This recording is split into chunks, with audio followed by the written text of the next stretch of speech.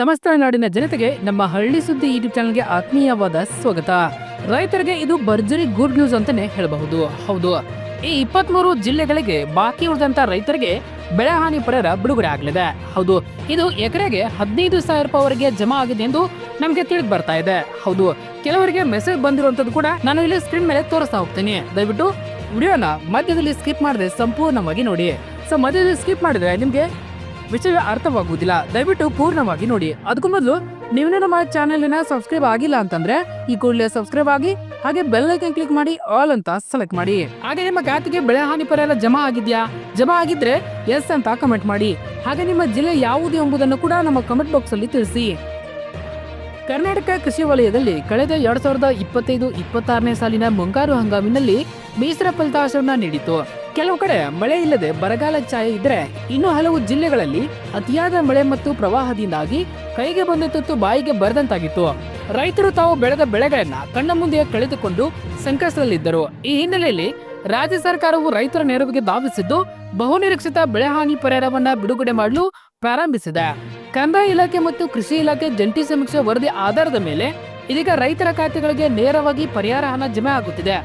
ಈ ವಿಡಿಯೋದ ಮೂಲಕ ತಮಗೆ ತಿಳಿಸುವುದೇನಂತಂದ್ರೆ, ಯಾವ ಜಿಲ್ಲೆಗಳಿಗೆ ಹಣ ಬಂದಿದೆ, ಎಕರೆಗೆ ಎಷ್ಟು ಹಣ ಸಿಗಲಿದೆ ಮತ್ತು ಹಣ ಬಾರದೆ ಇರುವ ರೈತರು ಏನ್ ಮಾಡಬೇಕು ಎಂಬುದರ ಸಂಪೂರ್ಣ ಮಾಹಿತಿಯನ್ನ ಇಲ್ಲಿ ತಿಳಿಸ್ಕೊಡ್ತಾ ಹೋಗ್ತೀನಿ. ದಯವಿಟ್ಟು ವಿಡಿಯೋನ ಮಧ್ಯದಲ್ಲಿ ಸ್ಕಿಪ್ ಮಾಡದೆ ಸಂಪೂರ್ಣವಾಗಿ ನೋಡಿ. ಹಾಗೆ ನಿಮ್ಮ ಖಾತೆಗೆ ಜಮಾ ಆಗಿದ್ರೆ ಎಸ್ ಅಂತ ಕಮೆಂಟ್ ಮಾಡಿ. ಬೆಳೆ ನಷ್ಟ ಮತ್ತು ಸರ್ಕಾರದ ಸ್ಪಂದನೆ ಏನೆಲ್ಲ ಆಗಿದೆ?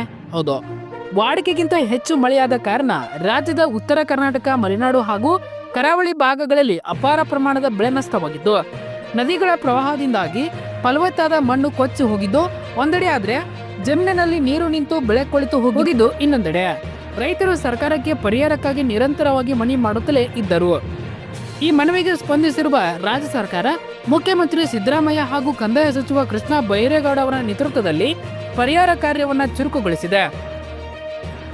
ಎನ್ಡಿಆರ್ಎಫ್ ಮತ್ತು ಎಸ್ಡಿಆರ್ಎಫ್ ಮಾರ್ಗಸೂಚಿಗಳ ಅನ್ವಯ ಅರ್ಹ ರೈತರ ಪಟ್ಟಿಯನ್ನ ಸಿದ್ಧಪಡಿಸಲಾಗಿದ್ದು ಡಿಬಿಟಿ ಮೂಲಕ ನೇರವಾಗಿ ಆಧಾರ್ ಲಿಂಕ್ ಇರುವ ಬ್ಯಾಂಕ್ ಖಾತೆಗಳಿಗೆ ಹಣ ವರ್ಗಾವಣೆ ಮಾಡಲಾಗ್ತಾ ಇದೆ. ಯಾವ ಜಿಲ್ಲೆಗಳ ರೈತರಿಗೆ ಅದೃಷ್ಟ ಕುಲಾಯಿಸಿದೆ? ಲಭ್ಯವಿರುವ ಇತ್ತೀಚಿನ ಮಾಹಿತಿ ಪ್ರಕಾರ ಮೊದಲ ಹಂತದಲ್ಲಿ ಮತ್ತು ಎರಡನೇ ಹಂತದಲ್ಲಿ ಒಟ್ಟು ಸುಮಾರು 23 ಜಿಲ್ಲೆಗಳ ರೈತರ ಖಾತೆಗಳಿಗೆ ಹಣ ಜಮೆ ಆಗುವ ಪ್ರಕ್ರಿಯೆ ಚಾಲ್ತಿಯಲ್ಲಿದೆ. ಹಂತ ಹಂತವಾಗಿ ಹಣ ಬಿಡುಗಡೆ ಆಗುತ್ತಿದ್ದು, ಕಳೆದ ಕೆಲ ಜಿಲ್ಲೆಗಳ ರೈತರಿಗೆ ತಕ್ಷಣವೇ ತಮ್ಮ ಬ್ಯಾಂಕ್ ಖಾತೆಯನ್ನು ಪರಿಶೀಲಿಸಿಕೊಳ್ಳುವುದು ಒಳ್ಳೆಯದಾಗಿದೆ.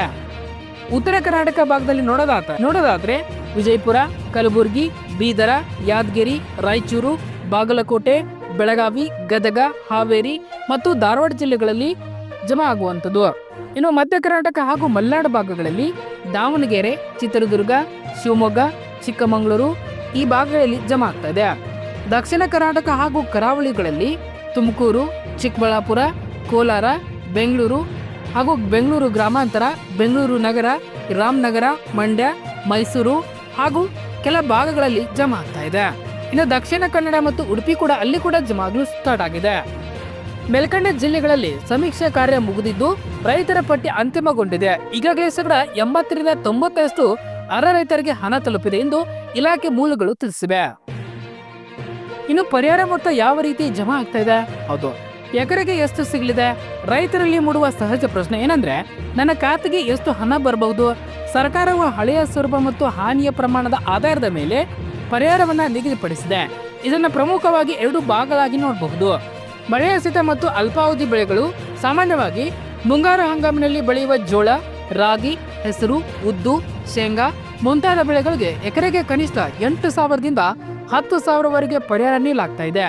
ಇದು ನೀರಾವರಿ ಸೌಲಭ್ಯವಿದೆಯೇ ಅಥವಾ ಒಣ ಬೇಸಾಯ ಎಂಬುದರ ಮೇಲೆ ಸ್ವಲ್ಪ ವ್ಯತ್ಯಾಸವಾಗಬಹುದು.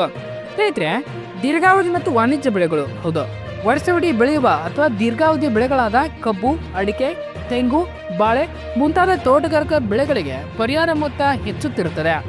ಇಂಥ ಬೆಳೆಗಳಿಗೆ ಎಕರೆಗೆ 15,000ದಿಂದ 20,000ವರೆಗೆ ಪರಿಹಾರ ಸಿಗುವ ಸಾಧ್ಯತೆ ಇದೆ.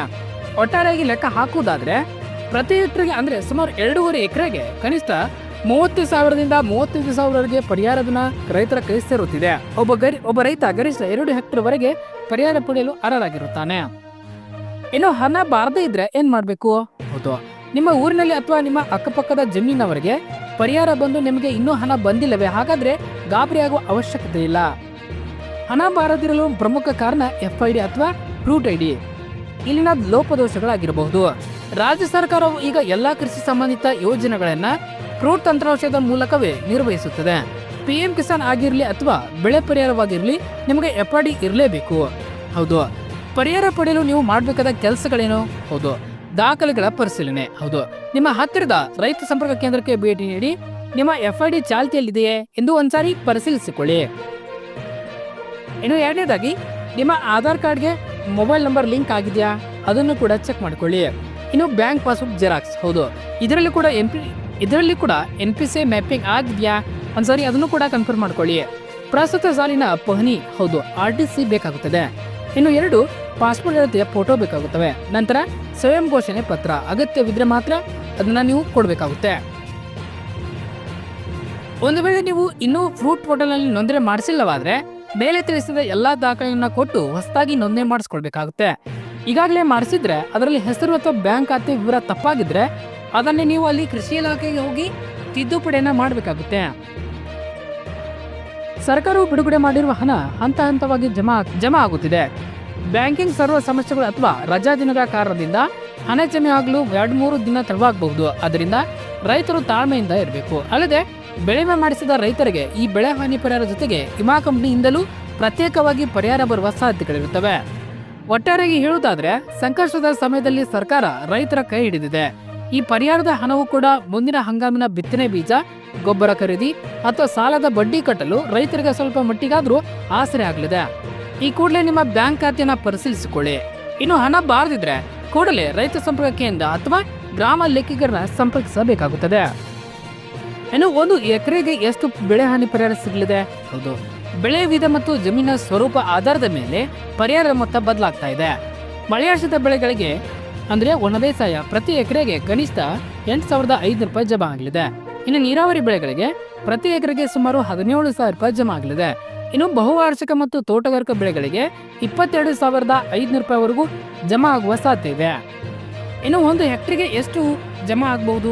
ಹೌದು, ಈ ವಿಡಿಯೋದಲ್ಲಿ ತಿಳಿಸಿರುವಂತೆ ಪ್ರತಿ ಹೆಕ್ಟರ್ಗೆ ಅಂದ್ರೆ ಸುಮಾರು 2.5 ಎಕರೆಗೆ ಒಟ್ಟು 30,000ದಿಂದ 35,000 ರೂಪಾಯಿವರೆಗೆ ಪರಿಹಾರ ಜಮಾ ಆಗುತ್ತಿದೆ. ನಿಮಗೆ ಎಷ್ಟು ಜಮಾ ಆಗಿದೆ ಒಂದ್ಸಾರಿ ಕಮೆಂಟ್ ಮಾಡಿ ತಿಳಿಸಿ. ರೈತ ಬಂದವರೇ, ಈ ಮಾಹಿತಿ ನಿಮಗೆ ಉಪಯುಕ್ತವಾಗಿದ್ರೆ ಇದನ್ನು ನಿಮ್ಮ ಸ್ನೇಹಿತರು ಮತ್ತು ಸಂಬಂಧಿಕರೊಂದಿಗೆ ಹಂಚಿಕೊಳ್ಳಿ. ಸರ್ಕಾರಿ ಯೋಜನೆಗಳ ಸದುಪಯೋಗ ಪಡೆದುಕೊಳ್ಳಿ. ಹಾಗೆ ನಿಮ್ಮ ಊರಲ್ಲಿರೋ ಎಲ್ಲ ಗ್ರೂಪ್ಗಳಿಗೆ ನಮ್ಮ ಈ ವಿಡಿಯೋನ ಶೇರ್ ಮಾಡಿ. ಹಾಗೆ ನಿಮ್ಮ ಅಭಿಪ್ರಾಯವನ್ನ ನಮ್ಮ ಕಾಮೆಂಟ್ ಬಾಕ್ಸ್ ಅಲ್ಲಿ ತಿಳಿಸಿ. ಮತ್ತೆ ಮುಂದಿನ ವಿಡಿಯೋದಲ್ಲಿ ಇನ್ನೂ ಬಾಕಿ ಉಳಿದಿರುವ ಜಿಲ್ಲೆಗಳಿಗೆ ಯಾವಾಗ ಜಮಾ ಆಗಲಿದೆ ಎಂಬುದನ್ನು ಕೂಡ ನಾನು ನೆಕ್ಸ್ಟ್ ವಿಡಿಯೋದಲ್ಲಿ ತಿಳಿಸ್ಕೊಡ್ತಾ ಹೋಗ್ತೀನಿ. ಹಾಗೆ ನಮ್ಮ ಮುಂದಿನ ವಿಡಿಯೋಗೆ ನೀವು ಕಾಯ್ತಾ ಇರಿ. ನಮಸ್ಕಾರ.